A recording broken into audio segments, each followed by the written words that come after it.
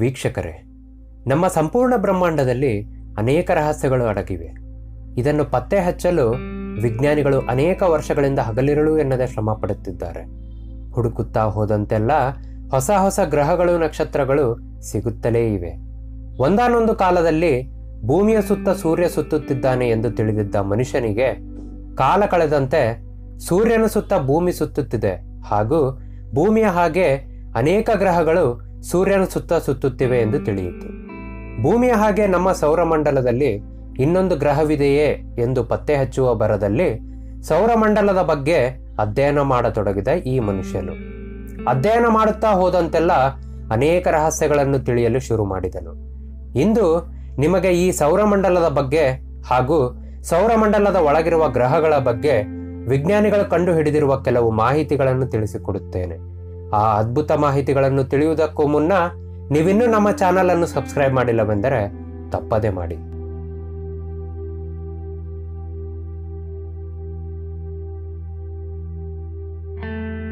ನಮ್ಮ ಸಂಪೂರ್ಣ ಆಕಾಶಗಂಗೆಯಲ್ಲಿ ನಮ್ಮ ಹಾಗೆ ಇರುವ 500 ಸೌರಮಂಡಲಗಳನ್ನು ವಿಜ್ಞಾನಿಗಳು ಪತ್ತೆ ಹಚ್ಚಿದ್ದಾರೆ. ಇನ್ನೂ ಅನೇಕ ಸೌರಮಂಡಲಗಳು ನಮ್ಮ ಆಕಾಶಗಂಗೆಯಲ್ಲಿ ಇದ್ದು ಅದನ್ನು ಪತ್ತೆ ಹಚ್ಚಲು ತುಂಬಾ ಸಮಯ ಬೇಕು ಎಂದು ಅವರು ಹೇಳುತ್ತಿದ್ದಾರೆ. ಆದರೆ ಆ 500 ಸೌರಮಂಡಲಗಳಲ್ಲಿ ಎಲ್ಲಾ ಸೌರಮಂಡಲಗಳು ನಮ್ಮ ಸೌರಮಂಡಲದ ಹಾಗಿಲ್ಲ. ಅಂದರೆ ಜೀವಿಗಳು ವಾಸಿಸುವ ಹಾಗೆ ಉಳಿದ ಸೌರಮಂಡಲದ ಗ್ರಹಗಳ ಮೇಲೆ ವಾತಾವರಣವಿಲ್ಲವೆಂದು ಅವರು ಹೇಳುತ್ತಿದ್ದಾರೆ. ಈ ನಮ್ಮ ಸೌರಮಂಡಲವು 4.5 ಬಿಲಿಯನ್ ವರ್ಷಗಳ ಹಿಂದೆ ಸೃಷ್ಟಿಯಾಗಿದ್ದು 8 ಗ್ರಹಗಳನ್ನು ಹಾಗೂ ಅನೇಕ ಕುಬ್ಜ ಗ್ರಹಗಳನ್ನು ಹೊತ್ತು ಆಕಾಶಗಂಗೆಯ ಸುತ್ತ ಸುತ್ತುತ್ತಿದೆ.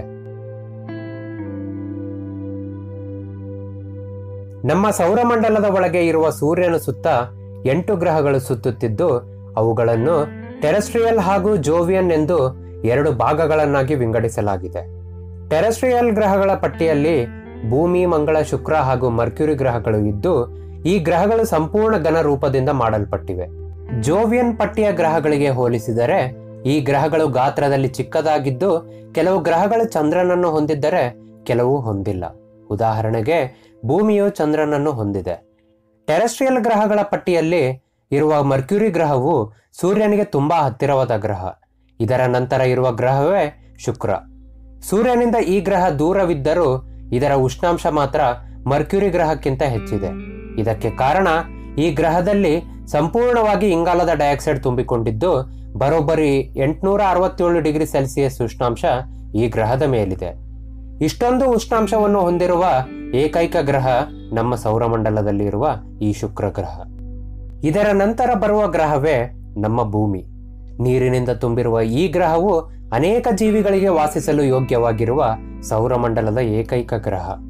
ಇದರ ನಂತರ ಬರುವ ಟೆರೆಸ್ಟ್ರಿಯಲ್ ಗ್ರಹಗಳ ಪಟ್ಟಿಯಲ್ಲಿ ಇರುವ ಕೊನೆಯ ಗ್ರಹವೇ ಮಂಗಳ ಗ್ರಹ. ವಿಜ್ಞಾನಿಗಳು ಹೇಳುವ ಪ್ರಕಾರ 3.7 ಬಿಲಿಯನ್ ವರ್ಷಗಳ ಹಿಂದೆ ಈ ಗ್ರಹದ ಮೇಲೆ ಜೀವಿಗಳು ಇದ್ದವಂತೆ. ಇದೇ ಕಾರಣದಿಂದ ಮನುಷ್ಯನು 2030ರ ವೇಳೆಗೆ ಮತ್ತೆ ಈ ಗ್ರಹದ ಮೇಲೆ ಕಾಲಿಡಲು ಪ್ರಯತ್ನ ನಡೆಸುತ್ತಿದ್ದಾನೆ. ಇನ್ನು ಜೋವಿಯನ್ ಗ್ರಹಗಳ ಪಟ್ಟಿಯಲ್ಲಿ ಗುರು, ಶನಿ, ನೆಪ್ಚೂನ್ ಹಾಗೂ ಯುರೇನಸ್ ಗ್ರಹಗಳಿದ್ದು ಗುರು ಹಾಗೂ ಶನಿ ಗ್ರಹಗಳು ಹೀಲಿಯಂ ಹಾಗೂ ಹೈಡ್ರೋಜನ್ ಅನಿಲಗಳಿಂದ ಮಾಡಲ್ಪಟ್ಟಿದ್ದರೆ ನೆಪ್ಚೂನ್ ಹಾಗೂ ಯುರೇನಸ್ ಗ್ರಹಗಳು ಮಂಜು, ನೀರು, ಕಲ್ಲು, ಮೀಥೇನ್ ಹಾಗೂ ಅಮೋನಿಯಾ ಮಿಶ್ರಣಗಳಿಂದ ಮಾಡಲ್ಪಟ್ಟಿವೆ. ಈ ಗ್ರಹಗಳು ಗಾತ್ರದಲ್ಲಿ ದೊಡ್ಡದಾಗಿದ್ದು ಒಂದಕ್ಕಿಂತ ಹೆಚ್ಚು ಚಂದ್ರನನ್ನು ಹೊಂದಿವೆ. ಜೋವಿಯನ್ ಗ್ರಹಗಳ ಪಟ್ಟಿಯಲ್ಲಿರುವ ಮೊದಲ ಗ್ರಹವೇ ಗುರು ಗ್ರಹ. ಇದು ನಮ್ಮ ಸೌರಮಂಡಲದಲ್ಲಿ ಅತ್ಯಂತ ದೊಡ್ಡ ಗ್ರಹವಾಗಿದೆ. ಇದರ ನಂತರ ಬರುವ ಗ್ರಹವೇ ಶನಿ ಗ್ರಹ. ಸುತ್ತಲೂ ಸುರುಳಿಯನ್ನು ಹೊಂದಿರುವ ಈ ಗ್ರಹವು ನಮ್ಮ ಸೌರಮಂಡಲದಲ್ಲಿಯೇ 2ನೇ ದೊಡ್ಡ ಗ್ರಹವಾಗಿದೆ. ಇದರ ನಂತರ ಬರುವ ಗ್ರಹಗಳೇ ನೆಪ್ಚೂನ್ ಹಾಗೂ ಯುರೇನಸ್. ಸೂರ್ಯನಿಂದ ದೂರವಿರುವ ಈ 2 ಗ್ರಹಗಳ ತಾಪಮಾನ ತುಂಬಾ ಕಡಿಮೆ ಇದ್ದು ಸಂಪೂರ್ಣ ಮಂಜಿನಿಂದ ಕೂಡಿದೆ. ಬರೋಬ್ಬರಿ -353 ಡಿಗ್ರಿ ಫ್ಯಾರನ್ಹೀಟ್ ಉಷ್ಣಾಂಶ ಹೊಂದಿರುವ ಯುರೇನಸ್ ಗ್ರಹವು ಸೂರ್ಯನಿಂದ 4.5 ಬಿಲಿಯನ್ ಕಿಲೋಮೀಟರ್ ದೂರದಲ್ಲಿದೆ. ಇದಷ್ಟೇ ಅಲ್ಲದೆ ಟೆರೆಸ್ಟ್ರಿಯಲ್ ಗ್ರಹಗಳ ಸುತ್ತಲೂ ಸಣ್ಣ ಸಣ್ಣ ಧೂಳಿನ ಕಣಗಳಿಂದ ಹಿಡಿದು ಬೃಹತ್ ಘನ ರೂಪದ ಕಲ್ಲುಗಳನ್ನು ಹೊಂದಿರುವ ಆಸ್ಟೆರಾಯ್ಡ್ ಬೆಲ್ಟ್ ಸುತ್ತುತ್ತಿದ್ದು ನಮ್ಮ ಸೌರಮಂಡಲವು ಸೃಷ್ಟಿಯಾಗುವಾಗ ಉಳಿದ ಧೂಳಿನ ಕಣಗಳಿವು ಎಂದು ವಿಜ್ಞಾನಿಗಳು ಹೇಳಿದ್ದಾರೆ. ಇದೇ ತರಹ ಜೋವಿಯನ್ ಗ್ರಹಗಳ ಸುತ್ತಲೂ ಆಸ್ಟೆರಾಯ್ಡ್ ಬೆಲ್ಟ್ ತರಹ ಇರುವ ಕ್ಯೂಪರ್ ಬೆಲ್ಟ್ ಸುತ್ತುತ್ತಿದ್ದು ಕುಬ್ಜ ಗ್ರಹವಾದ ಪ್ಲೂಟೋ ಇದರ ಒಳಗಡೆ ಇದೆ. ಈ ಕ್ಯೂಪರ್ ಬೆಲ್ಟ್ ಅನ್ನು ನಮ್ಮ ಸೌರಮಂಡಲದ ತುತ್ತ ತುದಿ ಎಂದು ಕರೆಯುತ್ತಾರೆ, ಏಕೆಂದರೆ ಸೂರ್ಯನ ಶಕ್ತಿಯು ಇಲ್ಲಿಯವರೆಗೂ ಮಾತ್ರ ಹಬ್ಬಿದ್ದು ಇದರ ನಂತರ ಮುಂದೆ ಹೋಗಿಲ್ಲ.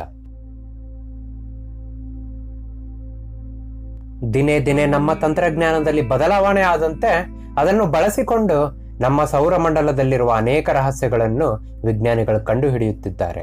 ಆದರೆ ಇಲ್ಲಿ ಅಚ್ಚರಿ ಪಡುವ ಸಂಗತಿ ಏನೆಂದರೆ, ಬೇರೆ ಯಾವ ಗ್ರಹಗಳಲ್ಲೂ ಕೂಡ ಭೂಮಿಯ ಹಾಗೆ ಇರುವ ಸುಂದರವಾದ ವಾತಾವರಣವಿಲ್ಲ. ನಾವು ಬದುಕಲು ಹೇಳಿ ಮಾಡಿಸಿರುವ ಹಾಗಿದೆ ಈ ನಮ್ಮ ಗ್ರಹ. ವಿಪರ್ಯಾಸವೆಂದರೆ ಇದನ್ನು ಅರಿಯದೆ ಭೂಮಿಯನ್ನು ನಾಶ ಮಾಡುವ ಕಾರ್ಯದಲ್ಲಿ ಮಾನವನು ನಿರತನಾಗಿದ್ದಾನೆ. ಇಂದಿನ ಈ ವಿಡಿಯೋದಲ್ಲಿ ನಮ್ಮ ಸೌರಮಂಡಲದ ಕುರಿತಾದ ಒಂದಿಷ್ಟು ಮಾಹಿತಿಯನ್ನು ನಿಮಗೆ ನೀಡಿದ್ದೇನೆ. ಮುಂದಿನ ವಿಡಿಯೋದಲ್ಲಿ ಸೌರಮಂಡಲದ ಒಳಗಿರುವ ಗ್ರಹಗಳ ಬಗ್ಗೆ ಮಾಹಿತಿ ನೀಡುತ್ತೇನೆ. ಅಲ್ಲಿಯವರೆಗೂ ನಮಸ್ಕಾರ.